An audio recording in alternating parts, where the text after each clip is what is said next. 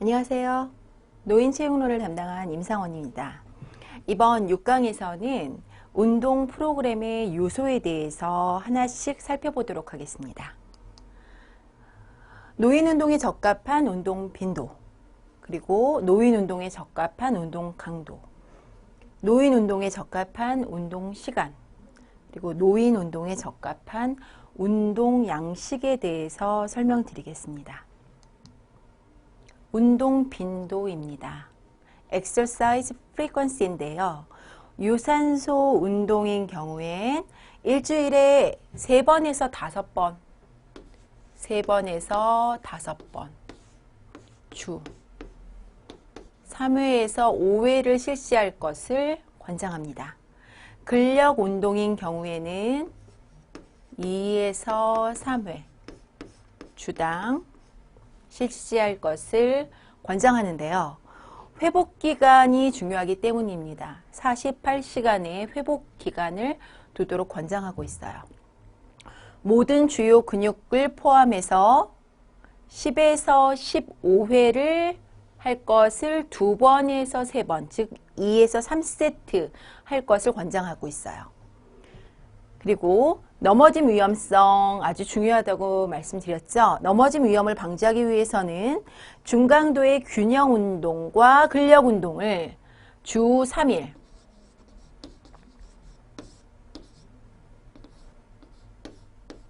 주당 3회 실시할 것을 권장을 하고요. 1시간 이상의 걷기 운동도 같이 하래요. 넘어짐 예방을 위해서는 균형 운동과 근력 운동을 주 3회 그리고 1시간 이상 걷기 유산소 운동을 할 것을 권장을 하고 있어요. 그리고 유연성 운동은 개인이 운동을 할 때마다 10분간 스트레칭 할 것을 권장을 하고 있어요. 각 동작은 10에서 30초 정도 그리고 3, 4회 반복할 것을 주 2, 3회 이상 실시할 것을 권장을 합니다. 이렇게 운동 빈도를 각각 유산소 운동, 근력 운동, 그리고 유연성 운동 이렇게 구분을 짓는데요. 사실 제가 앞서 설명드린 대로 이렇게 과연 이게 중요할까? 제가 봤을 때 매일 하는 게 제일 중요하다고 생각해요. 매일. 이거 다 따져보면 매일이죠? 예, 매일. 유산소 운동, 근력 운동 이거 적절하게 잘 배합을 해서 그 비율이 이렇게 조성되게끔 하자 이렇게 이해를 하시면 좋을 것 같아요. 매일 할 것. 운동은 습관이죠. 습관을 들여야 되는 걸 하루 했다 하루 안 했다 이거는 옳지 않아요. 그러면 습관은 금방 사라지기 쉽거든요. 매일 해야 합니다. 지금 여기 그림에 보시면 지금 바닥면에 대해서 일자로 걷는 거예요. 지금 앞발, 뒷발, 앞발의 앞꿈치, 발 앞에 그 다음 발의 뒤꿈치가 바로 일직선으로 그대로 두게끔 가만히 서 있는 것도 굉장히 어렵거든요. 근데 이거를 이렇게 계속 유지하면서 걸을 수 있는 능력. 균형 능력을, 노인분들의 균형 능력을 평가하는 아주 중요한 측정 방법이기도 하지만 아주 좋은 훈련 방법이기도 해요.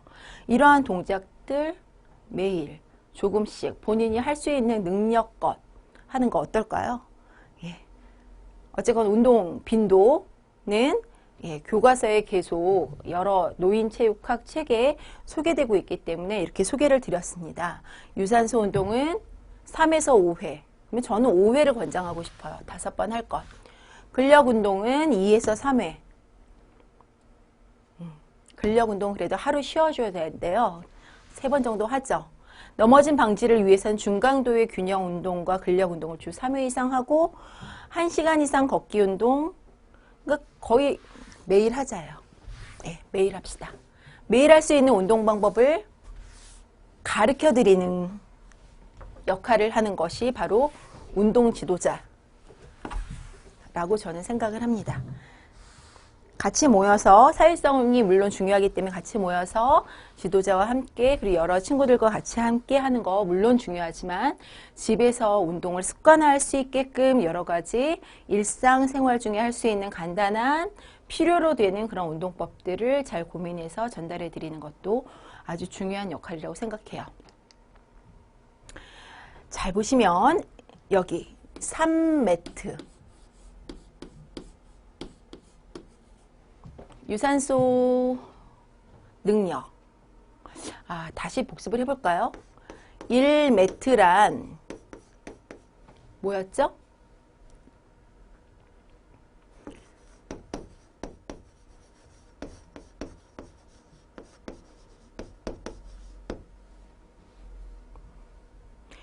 산소 섭취량을 의미한다 그랬죠. 휴식 시에 산소 섭취량 3.5ml를 섭취를 한다. 체중 1kg당 분당. 그렇게 해서 어떻게 해요? 이게 매트값은 대사 등량이라고 해서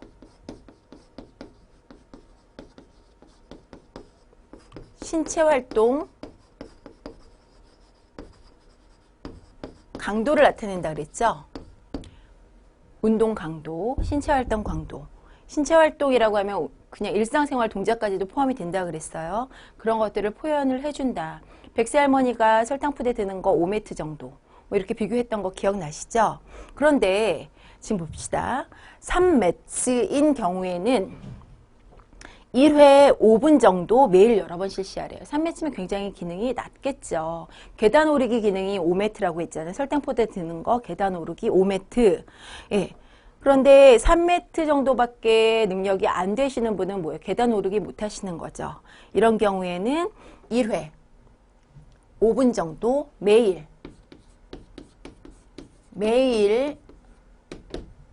여러 번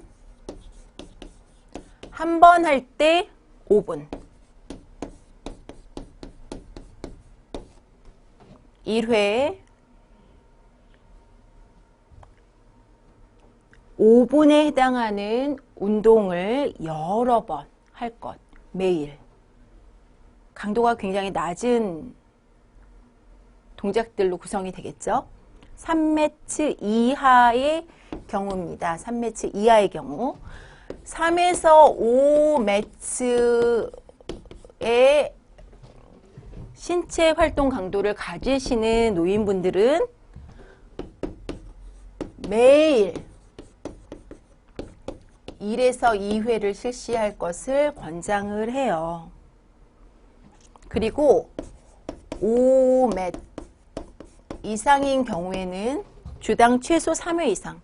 어떻게 보면 지금 이렇게 소개해드린 내용들은, 앞서 소개해드린 내용들은 그래도 5매트 이상 되시는 그 신체 활동 강도가 5매트 이상 되시는 분들에게 해당되는 내용일 거예요.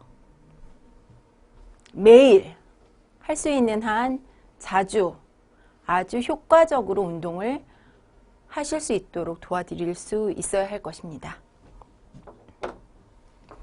5매트가 굉장히 중요한 기준이죠. 5에서 6매트 정도가 중강도이기 때문이에요. 3매트 이하인 경우는 매일 여러 번 시간을 쪼개서 3에서 5매트인 경우는 매일 한 2번, 3번 정도 하는 건 저는 더 권장하고 싶은데 5매트 이상은 뭐 주당 몇 회 하시는데 어쨌건 제가 강조드리고 싶은 건 노인 운동은 쪼개서라도 여러 번 될 수 있으면 자주 하시는 게 좋다 입니다. 이제 운동 강도 들어갈게요.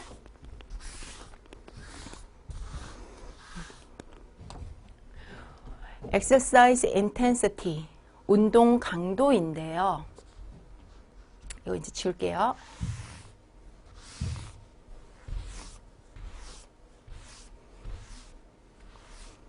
운동 강도는 운동 동안 신체에 가해지는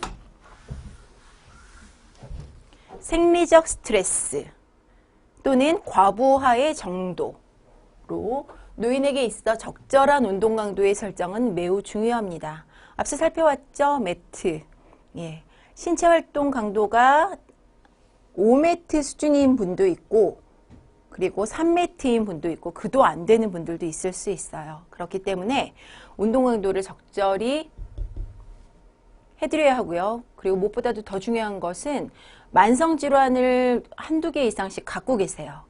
그러면 그 질환에 맞게끔 또 운동 강도를 또 잘 설정을 해드려야 하거든요.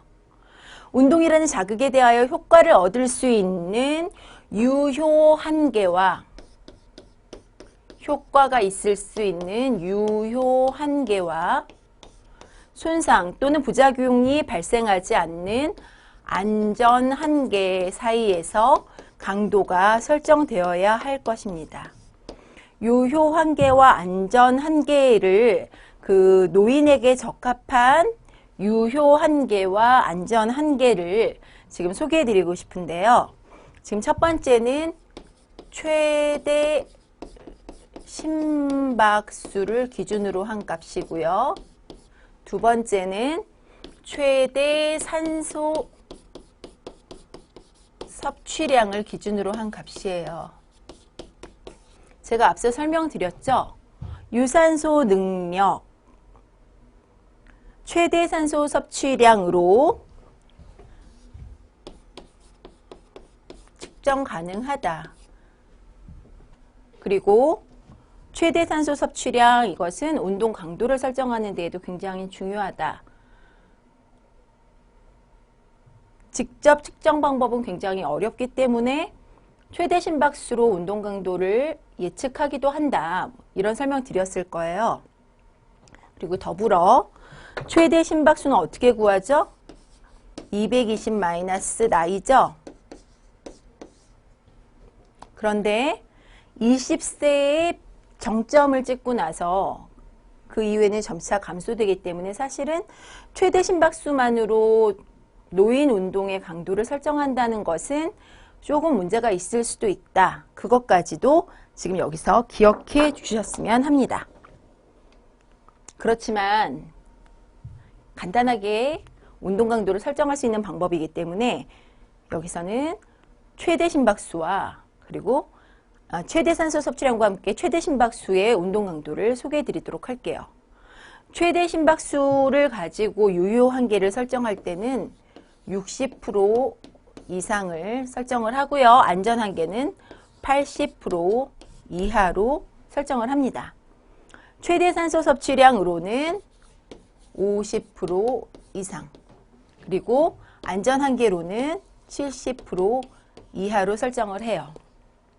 최대 심박수를 기준으로 해서는 60에서 80%, 최대 산소 섭취량으로는 50에서 70%를 적절한 노인 운동 강도로 봅니다. 유산소성 운동의 경우겠죠. 예. 운동 강도, 유효 한계, 효과를 얻을 수 있는, 그리고 안전 한계, 손상이나 부작용이 발생하지 않는 한계, 그 강도입니다. 지금 노인 운동 강도로 적절한 것은 최대 심박수의 경우 60에서 80%, 최대 산소 섭취량의 경우에는 50에서 70%. 이제 운동 강도 더 소개를 드릴게요.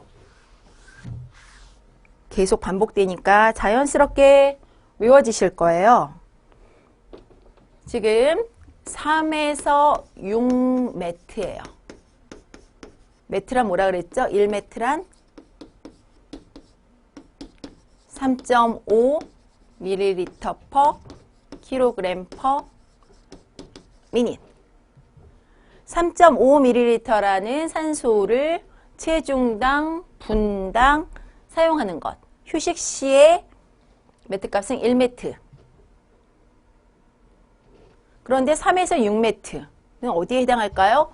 중강도에 해당된대요.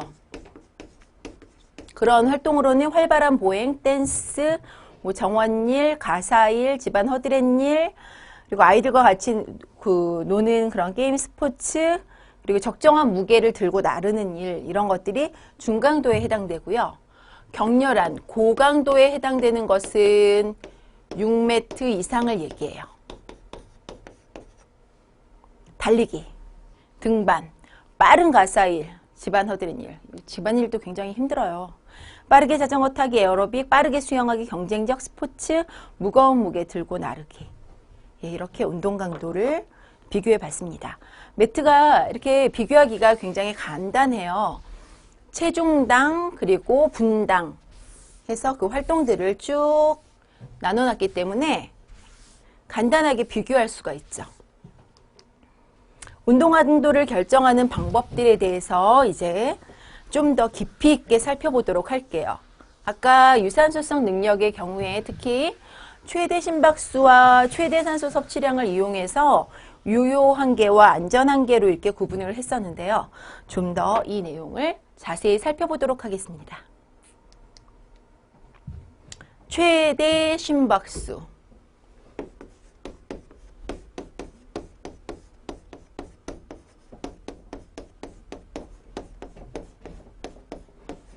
(220) 마이너스 연령, 220 마이너스 나이라고 했죠. 예, 최대 심박수인 220 마이너스 연령은 사실 20세 때 피크를 이루기 때문에, 그리고 점점 줄어들어서 40세 이후로는 이 공식을 바로 적용하는 게 적합지 않을 수 있어요. 그렇지만 목표 심박수,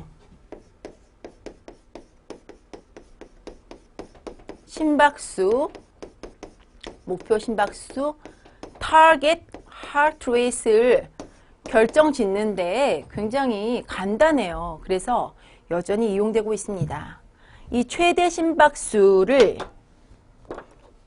이용을 하는 거예요. 여기다 넣는 거죠. 최대 심박수를. 최대 심박수에 무엇을 곱했죠? 운동 강도를 곱하는 거예요. 운동 강도. 운동 강도는 최대 심박수 노인 운동 강도를 넣어주시면 돼요. 몇 퍼센트?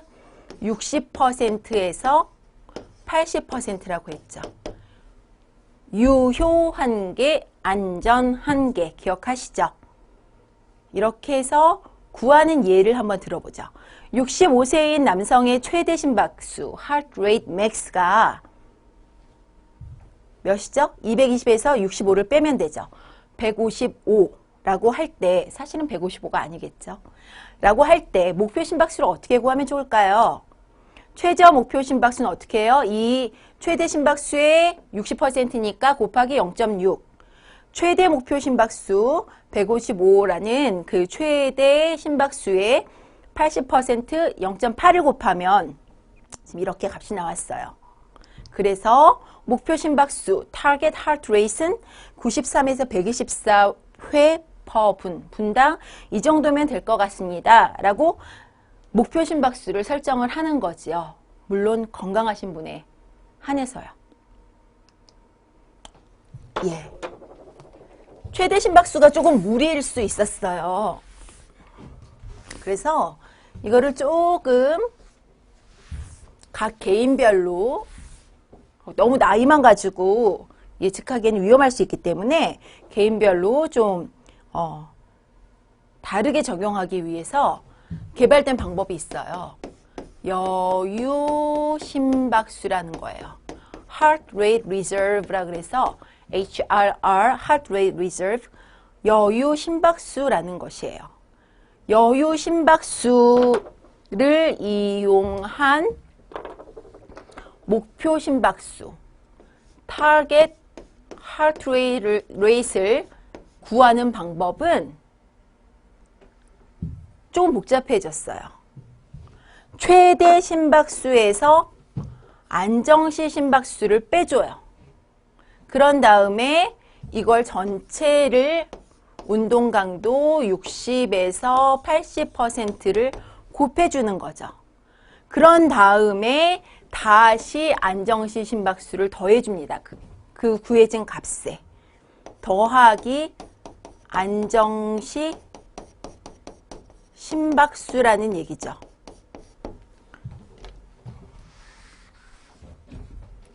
최대 심박수 마이너스 안정시 심박수를 구해서 그 값에 강도를 각각 곱해주고 그리고 거기에 안정시 심박수를 더해주는 게 여유 심박수를 이용한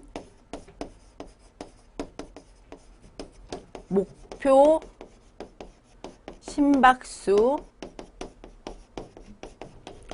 산출법이에요. 이게 바로 카르보넨 포뮬라, 카르보넨 공식이고요. 여유 심박수를 이용한 목표 심박수 산출법은 최대 심박수만으로 구하기에는 좀 문제가 있을 수 있으니까 그냥 연령에만 너무 의지를 하죠. 그리고 그나마 그것도 정확하지 않고요. 안정시 심박수가 이 사람이 높을 수 있잖아요. 예, 안정시 심박수를 넣어주는 거예요. 그래서 강도를 곱해주고 다시 안정시 심박수를 넣어주는 거예요. 예로 볼게요.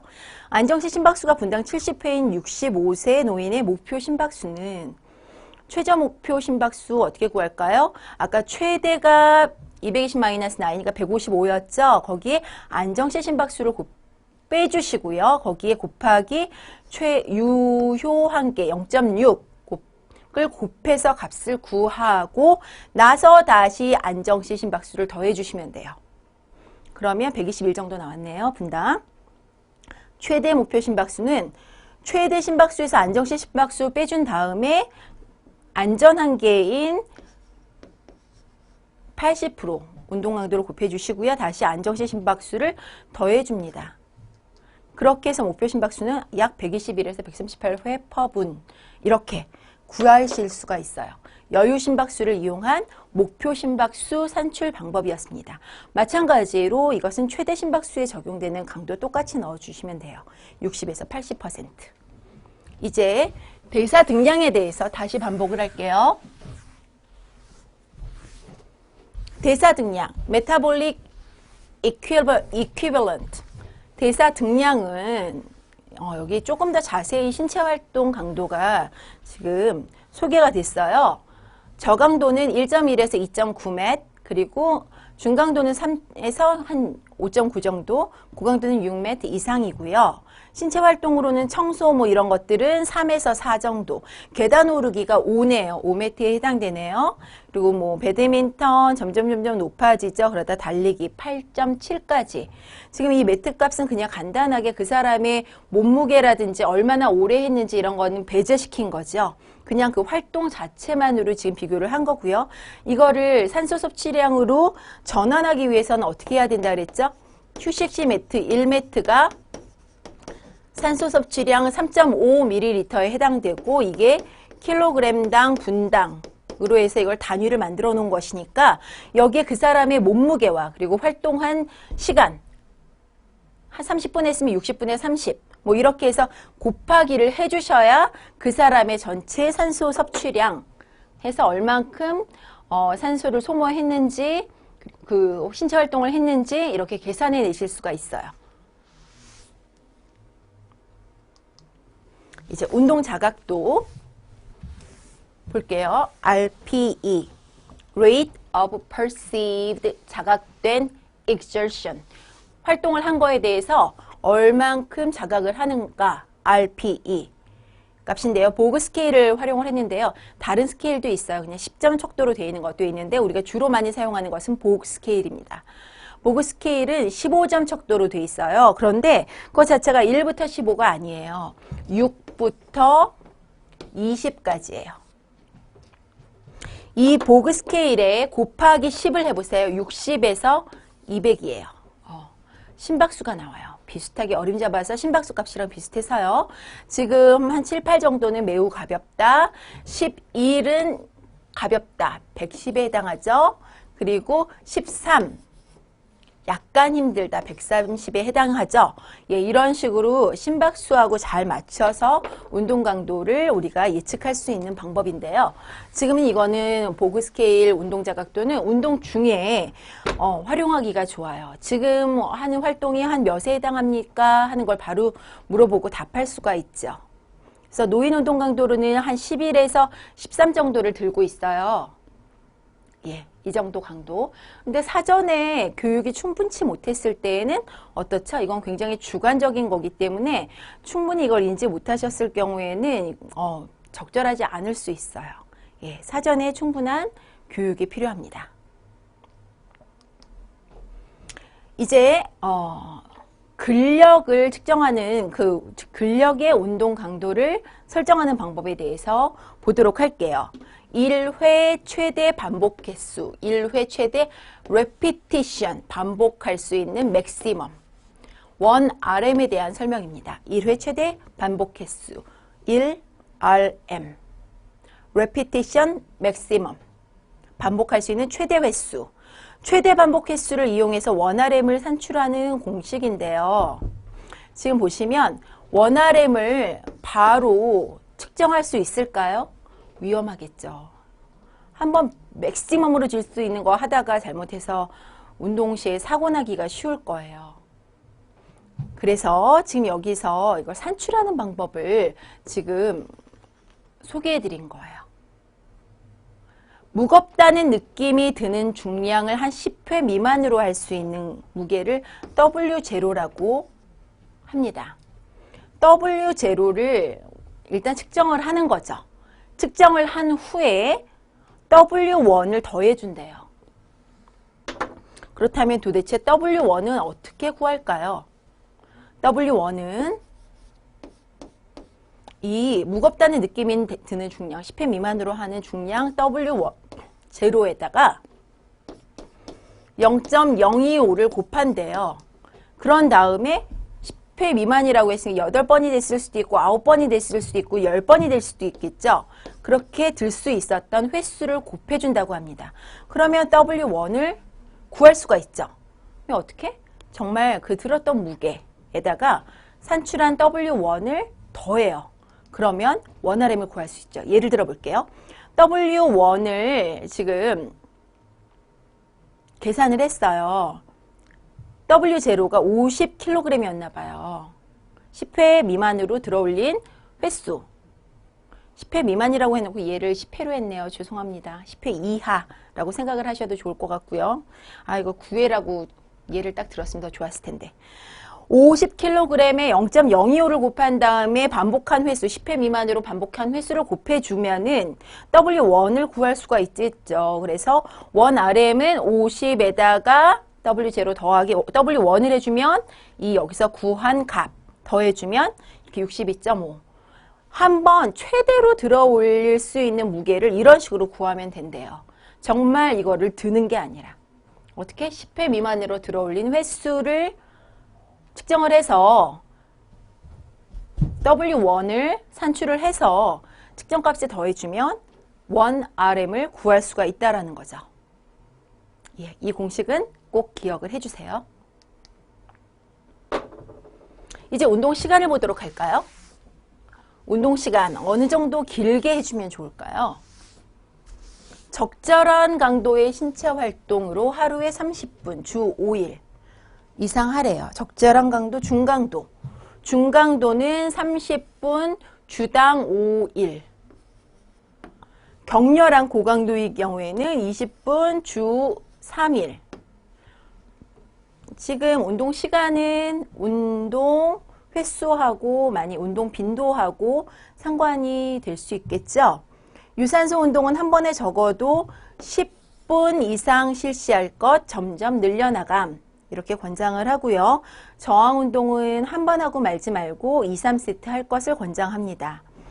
만약 만성질환으로 일주일에 150분의 중간 강도의 유산소 운동을 할 수 없을 경우에는 자신의 능력이 허락하는 한도 내에서 가능한 굉장히 활발하게 하려고 노력을 하셔야 된다는 거예요. 사실은 고강도가 상당히 중요합니다. 그리고 부하가 더 가해지는 게 굉장히 중요하죠. 근데 처음부터 그렇게 무리를 하실 필요는 없고요. 무리해서도 안 됩니다. 그래서 본인의 신체 능력에 맞게끔 시작해서 점진적으로 늘려나가도록 노력을 하셔야죠. 이제 운동 양식들인데요. 노인 유산소 운동으로 권장되는 것들 보도록 하죠. 최대 심박수의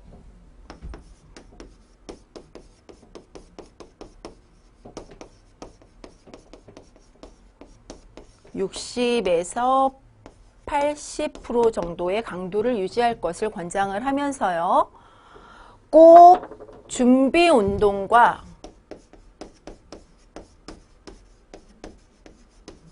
정리 운동을 할 것을 권장합니다.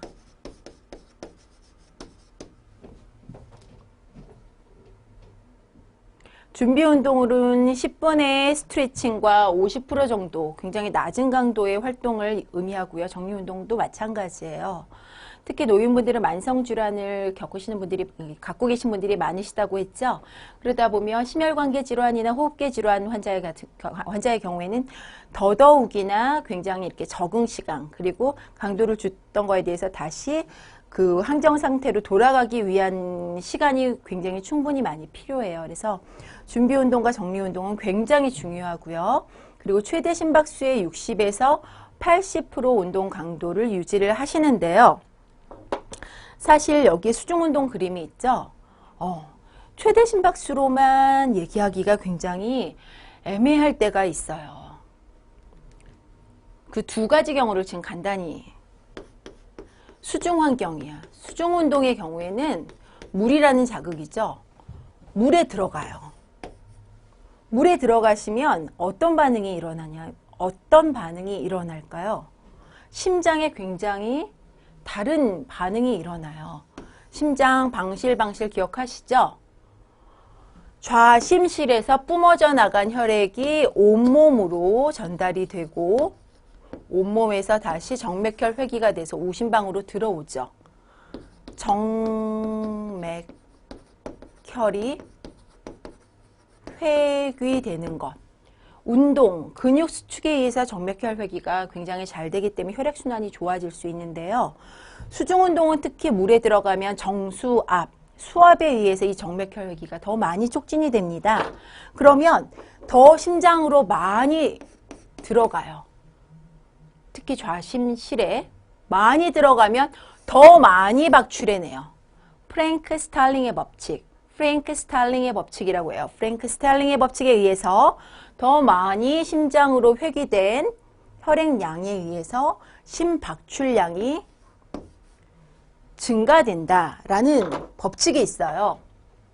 따라서 cardiac output은 stroke volume 곱하기 heart rate이라고 했죠. 물에 들어가면 수중운동, 물에 들어가면 스트로크 볼륨이 증가됩니다. 그러면 하트레이트는 감소되는 경향이 있어요. 그러면서 항상성의 원리예요. 카디악 아웃풋이 일정하게 유지되게 하려고 해요. 운동 전이에요, 물론. 그러다가 보니까 어떻게 심박수가 굉장히 낮아져 있습니다. 그 상태에서 운동을 한다 하더라도 기본적으로 한 마이너스 17 정도로 우리가 얘기를 하거든요. 아쿠아 심박수로. 이렇게 낮아져 있는 상태에서 최대 심박수의 60에서 80% 이런 게 의미가 있을 수 있을까요? 예, 심박수로 운동 강도를 설정하기 굉장히 힘들어요. 그리고 더군다나 물이 차갑죠. 체온보다 훨씬 차가워요. 거기서 이거 측정해서 뭐 6분간 측정해서 10을 곱하거나 6초간 측정해서 10을 곱하거나 10초간 측정해서 뭐 6을 곱한다거나 이렇게 해서 심박수를 이렇게 할 틈이 없죠. 왜요? 금방 체온이 떨어지면서 추위를 느끼고 심박수도 금방 뚝 떨어지기 때문이죠. 그래서 수중운동 상황에서는 특히나 RPE를 권장합니다. 아까 말씀드렸죠? 11에서 13 정도 RPE. 그래서 이렇게 차트로 만들어요. 6에서부터 20까지 따다다다다다다다 해가지고 수영장 환경에서 이렇게 물어봐가면서 할 수도 있는 거죠. 수중운동 환경, 수중운동 상황 한 가지를 예로 들었고요. 또 한 가지가 있습니다. 심장질환자들 중에는 베타 차단제를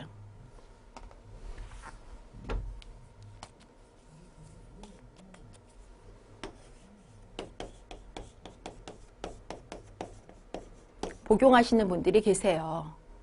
그러다 보면 심장에서 수축하는 것을 이걸 차단해주는 그러한 약물이거든요. 그러다 보면 어떻게 해요? 최대 심박수가 그만큼 이렇게 심박수가 운동에 대해서 반응해서 심박수가 팍팍팍팍팍 이렇게 올라가 주지를 못해요. 그런 분들한테 최대 심박수를 산출해서 부하를 운동 강도를 설정을 해주면 어떻게 될까요? 굉장히 위험한 상황을 초래할 수가 있습니다.